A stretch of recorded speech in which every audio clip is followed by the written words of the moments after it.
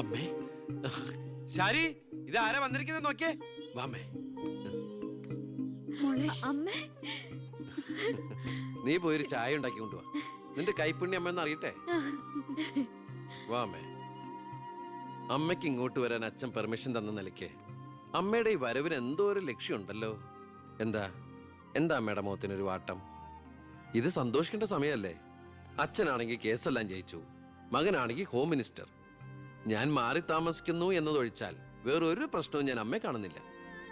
പറയമ്മേ, എന്താ പ്രശ്നം? എന്തിനാടാ നിനക്ക് ഈ മന്ത്രിസ്ഥാനം? നീ രാജിവെക്കണം.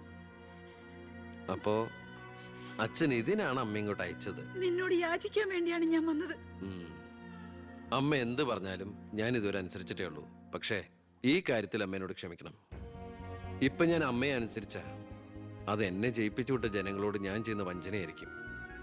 അത് തന്നെയല്ല, തുടങ്ങി വെച്ച ഒരുപാട് കാര്യങ്ങൾ എനിക്ക് പൂർത്തീകരിക്കാനുണ്ട്. അതുകൊണ്ട് തൽക്കാലം എനിക്ക് രാജിവെക്കാൻ നിർവാഹമില്ലെന്ന് അമ്മ ചെന്ന് അച്ഛനെ പറഞ്ഞ് മനസ്സിലാക്കണം. കുടുംബ ബന്ധങ്ങൾ മറന്ന് നീ മന്ത്രിയായിട്ടിരുന്ന നാട് നന്നാക്ക്. അച്ഛനും അമ്മയും നിനക്ക് വേണ്ടല്ലോ. അമ്മേ, ഞാൻ പറയുന്നത് നീ എന്നോട് മിണ്ടണ്ട.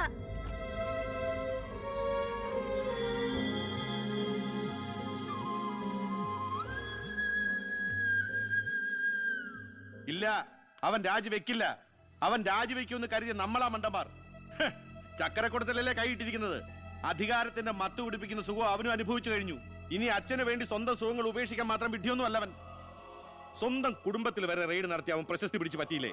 ഇപ്പൊ പത്രക്കാരും ചാനലുകാരും എന്തിന് പ്രതിപക്ഷം വരെ അവനെ പൊഴുത്തുകയല്ലേ? അവൻ നാട് നന്നാക്കുക എന്തു വേണമെങ്കിലും ആയിക്കോട്ടെ, പക്ഷെ നമ്മുടെ കുടുംബത്തിൽ ഒരു അംഗമെന്നൊരു പരിഗണന ഇനി അവന് കൊടുക്കാൻ പാടില്ല. അച്ഛന്റെ മനസ്സറിയാൻ കഴിയാത്തവന് പടിക്ക് പുറത്താ സ്ഥാനം. അച്ഛൻ നോക്കിക്കോ, ഈ ചിറ്റാരിക്കര മണ്ഡലത്തിൽ വീണ്ടും ഒരു ഇലക്ഷൻ ഉണ്ടാവും അച്ഛന് മത്സരിക്കാൻ വേണ്ടി. അച്ഛൻ മുഖ്യമന്ത്രിയാകുന്നത് എനിക്ക് കാണണം. എങ്ങനെ? പുരയ്ക്കുമേതെ ചാഞ്ഞു നിൽക്കുന്നത് പൊന്നുകായ്ക്കുന്ന മരമാണെങ്കിൽ പോലും അത് വെട്ടിക്കളയണമെന്ന പ്രമാണം.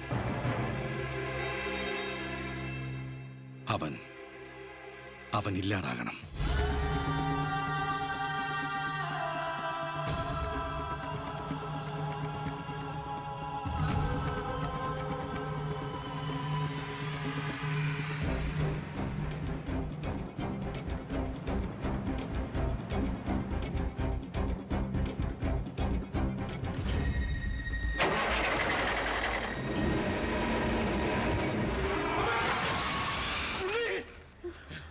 എന്താ? എന്തു പറ്റി?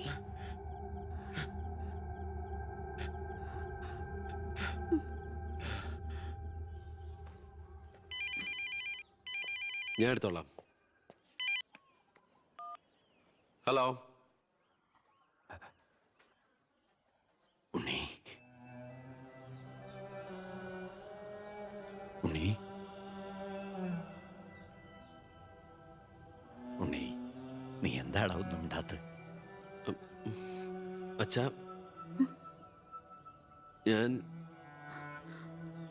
എനിക്ക് നിന്നെ ഒന്ന് കാണണം. ഞാനിപ്പോ ഡൽഹിക്ക് പോകാൻ വേണ്ടി എയർപോർട്ടിൽ പോകാൻ നിൽക്കുക. എന്തായാലും ഞാൻ അവിടെ വന്നിട്ട് നീ പോയാ മതി. ഉടനെ എത്താം. അച്ഛനാ, ആ ശബ്ദത്തില് പഴയ സ്നേഹവും വാത്സല്യവും ഒക്കെ എന്നെ ഉണ്ണീന്ന് അച്ഛൻ പണ്ടങ്ങ് വിളിച്ച് കേട്ടതാ. പിന്നെ ഇപ്പോഴാ ഇങ്ങോട്ട് വരണുണ്ടെന്ന്. ഈശ്വര.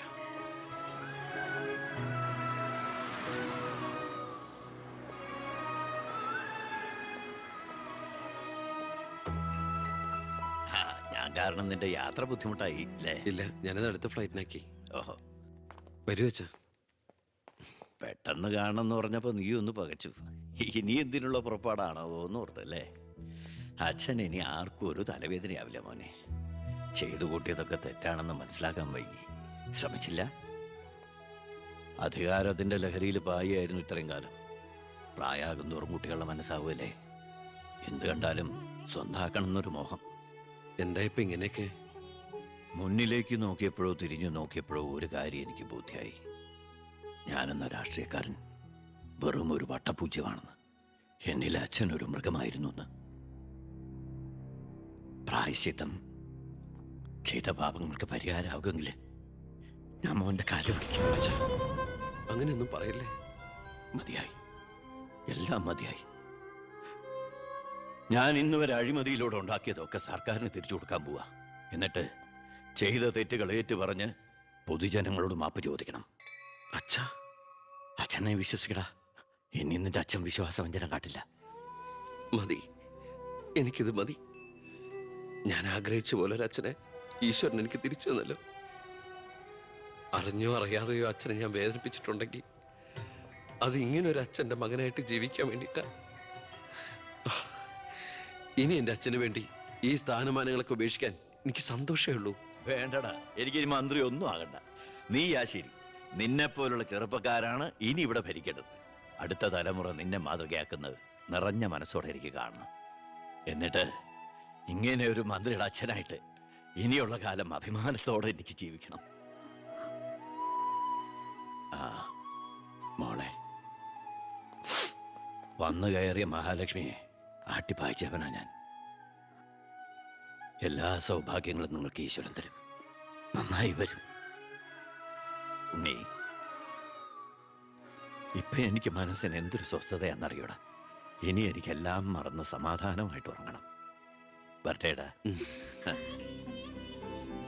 ആ, നീ ഡൽഹി യാത്ര കഴിഞ്ഞ് തിരിച്ചു വന്നാൽ ഉടൻ 2 പേരും തറവാട്ടിലേക്ക് താമസം മാറണം. മറ്റേ മോളെ. ആ,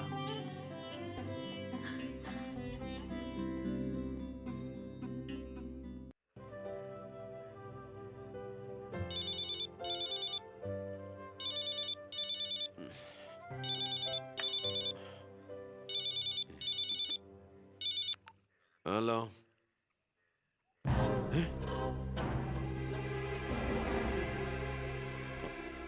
എപ്പോ?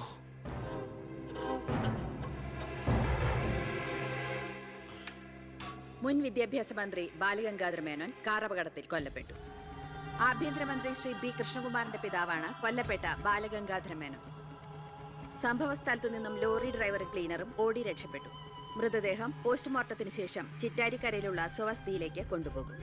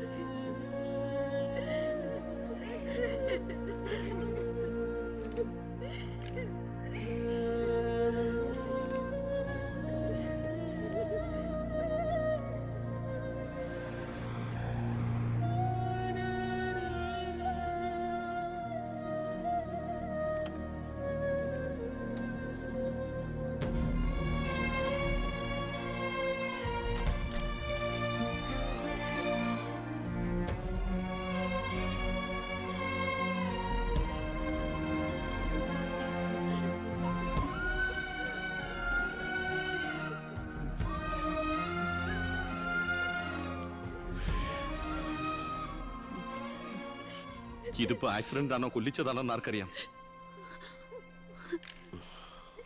അധികാരം ഒഴിഞ്ഞു കൊടുക്കാതിരിക്കാൻ വേണ്ടി സ്വന്തം മകൻ തന്നെ കൊല്ലിച്ചതാണെന്ന് എല്ലാരും പറയുന്നേ. അയ്യോ,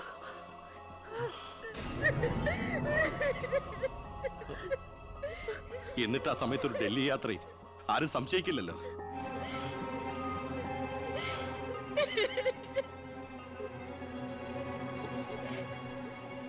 അമ്മേ, അച്ഛനേക്കാൾ വലുതാണോടെന്ന് എനിക്ക് അധികാരം, മന്ത്രിസ്ഥാനം. അച്ഛനെ എതിർത്ത് ഒടുവിൽ നീ സ്വന്തം അച്ഛനെ. അമ്മേ, എനിക്ക് നിന്നെ കാണണ്ട, പോ എന്റെ മുമ്പിൽ നിന്ന്.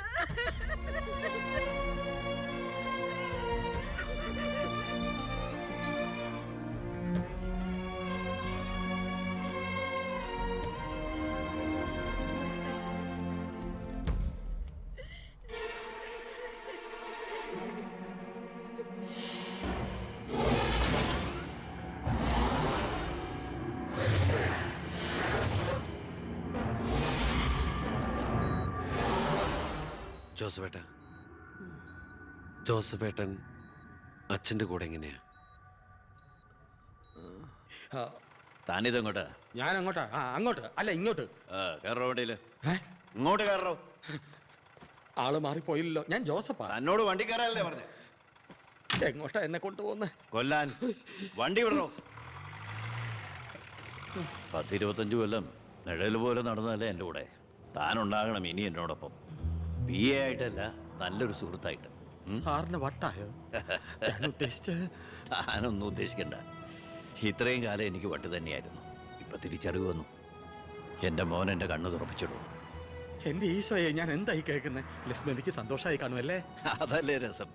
ഞാൻ അവളോട് ഒന്നും പറഞ്ഞില്ല. ഒരു സസ്പെൻസ് ആയിക്കോട്ടെ. മകനും മരുമകളും പെട്ടെന്ന് വീട്ടിൽ വന്ന് കയറുമ്പോൾ അവൾ അന്തം വിട്ടു.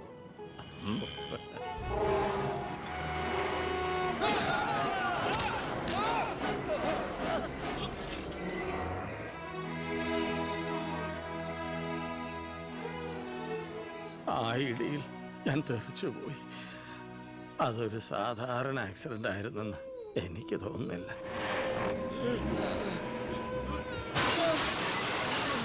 അല്ലെങ്കിൽ പിന്നെ ആ ലോറി പിന്നോട്ടെടുത്ത ശേഷം പിന്നെയും കൊണ്ടുവന്നിടിച്ച എന്തിനാ? മനപ്പൂർവ്വം ആരോ ജയിച്ച പോലെ.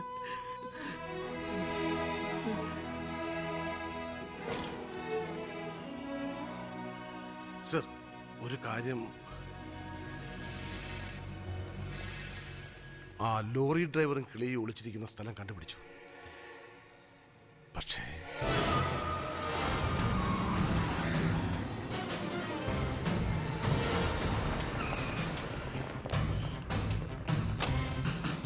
ആ ഗേറ്റ് ക്ലോസ് ചെയ്യൂ. ആരെയും വെളിയിലേക്ക് വിടണ്ട.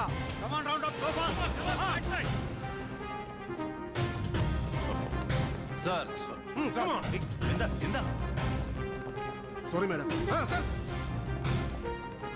ആ നോക്കോടെ, ആ നോക്കൂ, ആ ബാത്റൂമില്ല. ഏട്ടാ, അയ്യോ, എന്താ പ്രശ്നം? എന്താ ഇത്? Look there. എന്താ പ്രശ്നം? ആരെങ്കിലും ഉണ്ടോ?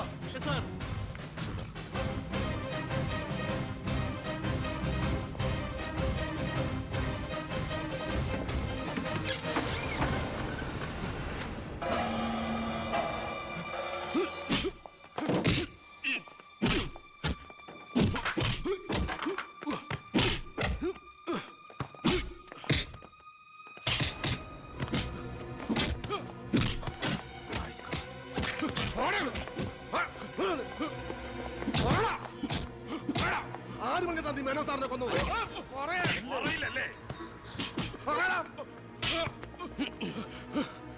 ഇവരിൽ ആര് പറഞ്ഞിട്ടാടാ നീ ഇവിടെ കയറി വിളിച്ചത്? പറയടാ. ഒന്ന് നിർത്തുന്നുണ്ടോ? അമ്മേ, എന്താ എന്താ ഇവിടെ? അമ്മേ, ഇവന് അച്ഛനെ, എന്നിട്ട് ഈ വീട്ടിൽ തന്നെ. വേണ്ട, നീ നിന്റെ പോലീസും ചേർന്ന് എന്നെ ബോധ്യപ്പെടുത്താനാണ് ഈ വേഷം കെട്ടെങ്കിൽ അത് വേണ്ട. നിനക്ക് എന്ന് തുടങ്ങിയടാ നിന്റെ അച്ഛനോട് ഇത്ര സ്നേഹം? ദയവ് ചെയ്ത് ഇവിടുന്ന് ഇറങ്ങി പോകുന്നുണ്ടോ? ഇല്ല, ഇവനെ കൊണ്ട് സത്യം പറയിപ്പിച്ചിട്ട് ഞാൻ പോവൂ. ഈ ലോകത്ത് എന്റെ അമ്മയെ മാത്രം എനിക്ക് ബോധിപ്പിക്കണം ഞാനല്ല എന്റെ അച്ഛനെ കൊന്നതെന്ന്.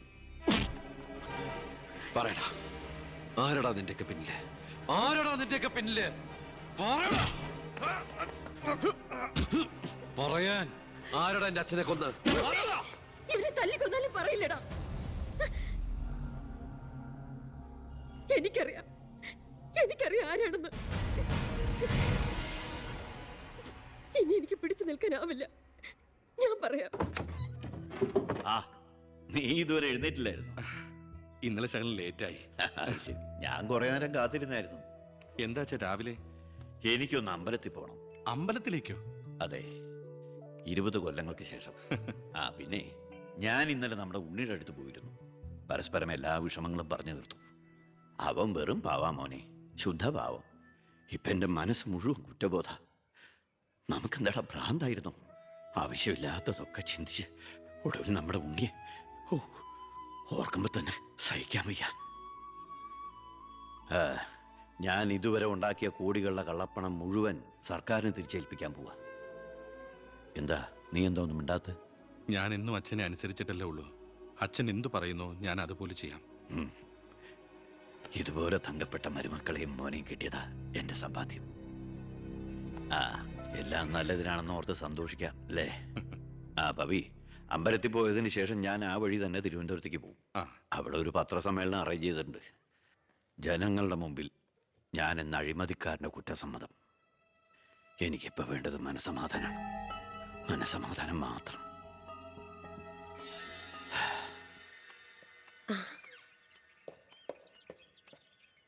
സാർ ബെൻസേല്. വേണ്ടടോ, പഴയ ശീലങ്ങളൊക്കെ മാറ്റി നമുക്കിത് പോവാം. ശരി വാ. സാർ.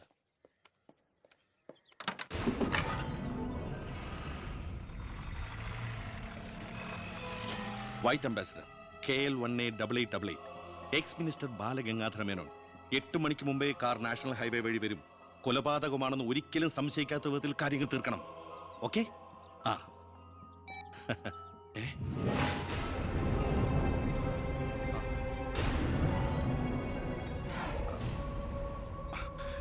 നീ ഇവിടെ നിപ്പുണ്ടായിരുന്നോ?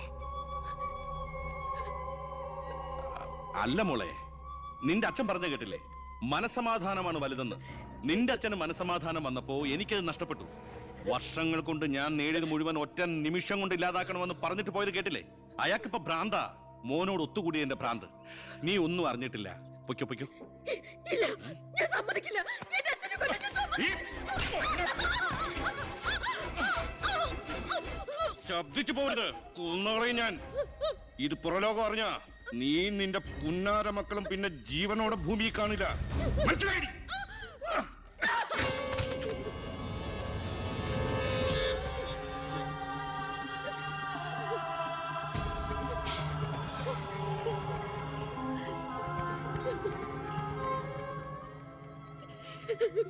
അയാള് ദുഷ്ടനാ.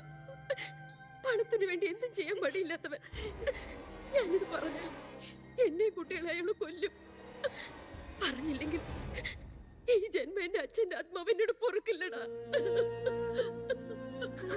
മോനെ ഉണ്ണി, എന്നോട് പൊറുക്കടാ.